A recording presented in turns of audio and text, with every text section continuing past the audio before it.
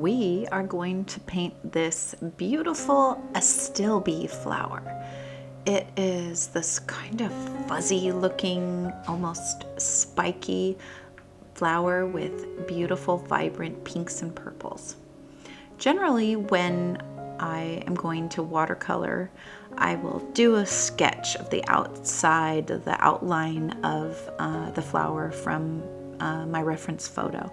But this flower, it's just, instead of being, 4 or 5 petals and then, some center bits, this is just like a million little bulbous flower pieces. And so I thought what I would do is just freehand. I didn't sketch, and I just started laying down all these beautiful little sort of droplets of color. And as I was looking at my reference photo, I was thinking, how am I going to get this sort of white spiky look to each of the flower like stem pieces or branch pieces? And I wanted to have a background in this one, and I just wasn't sure. And then I remembered that when I'm watercoloring and I want to add that white vibrant accent, I will use a droplet of white paint from a Posca pen.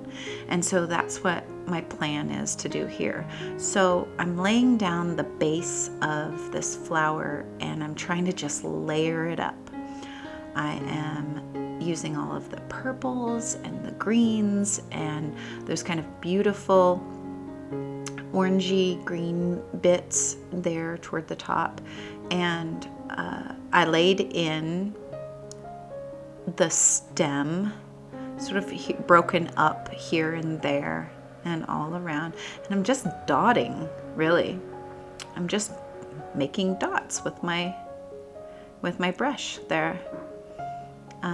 Not too watery, so not so much liquid on my paintbrush. I'm just sort of dotting it in and following along here, knowing that once I get my background in, I can start adding those white kind of spiky bits afterwards. It almost gives it some kind of a glow. When I chose this flower to paint, I thought this is going to be a challenge because, it's just a lot of repetition, and I wasn't sure I was going to be able to pull it off.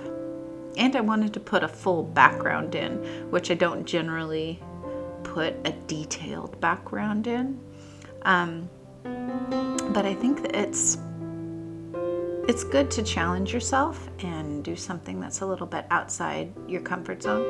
So right here, I'm adding in kind of some of that purple, that the white mixed with the purple, when I get to the white spiky bits, kind of causes that glow, like that sunlight capture glow. And that's what I was going for here. And when you're painting something like this, that has so many different colors, it's really fun to sort of layer it up.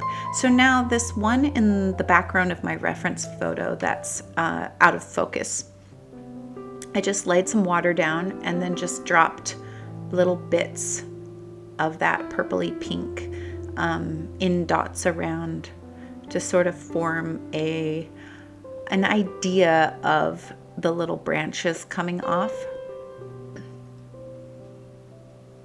And then I just dotted in some of the lighter color from the top of the stems.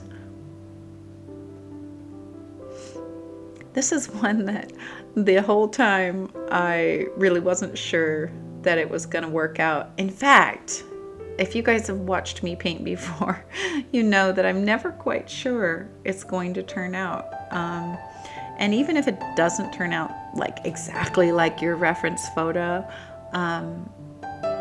it always becomes a piece of art anyway. So it never has to be perfect. It's just your art. So I encourage you, and I guess I'm encouraging myself also, to not be too hung up on making things perfect and really, like, if it doesn't turn out exactly the way you want, don't toss it out or disregard it.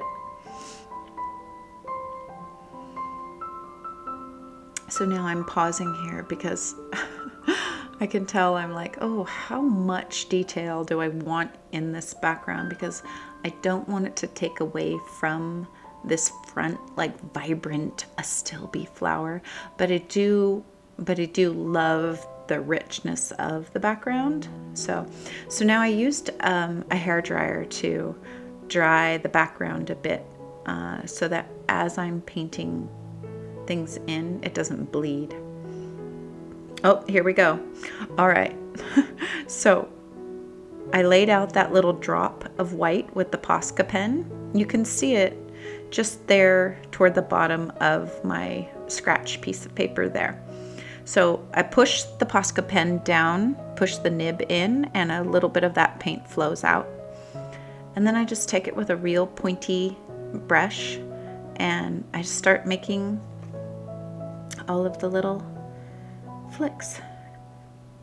And as much as I wanted it to turn out so great, I didn't know if it was going to. And I really, really like how it came out looking fuzzy and spiky. And I put some in the blurry one too. And that white, that technique, that Posca pen paint really helps this flower look like it's catching light and glowing like the reference photo flower. So now I'm like, okay, I've decided I'm gonna add in that background detail. I'm gonna go for it. With watercolor, you can't really change your mind. Once you've done it, once you're going for it, you gotta go for it. So I was like, all right, here we go. Added in some black. And all along the way, I'm deciding how much color I'm gonna add in here. And I keep revisiting the flower because with watercolor, as things dry, the color changes and you wanna kind of go in there and boost its vibrance a little bit. It's kind of like when you're writing a script or you're writing a book or something, and you just keep rewriting and rewriting. Painting for me is very much like that. I always think, oh, I can add a little bit more, or I can punch up the color in this. And putting that background in, I'm discovering as I go, is giving the painting depth, and it's starting to look on purpose, and I love that. So if you notice, if you choose something like this that's maybe a challenge for you, like this was definitely a challenging choice for me, and you just keep layering. That's how this flower was created, with a bunch of different colors, layering it up. So here's where I decided not to be not to be afraid of putting too much dark in the background. And I loved the way the black sort of bled above that. And there's my Astilbe.